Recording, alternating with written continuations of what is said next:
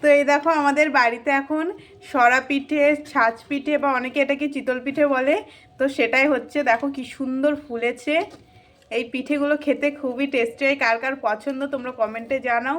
আর যদি এই পিঠের রেসিপি চাই তো সেটাও তোমরা জানাবে। একটা পিঠে দেখো, মা দেখাও তো, একটা পিঠে ভেঙে দেখাও কতটা সুন্দর হয়েছে, তোমাদের দেখাচ্ছি। আর এটা কিন্তু সম্পূর্ণই ইসে করা হচ্ছে, কাঠের আছে, উনুনে, মাটির উনুনে করা হচ্ছে।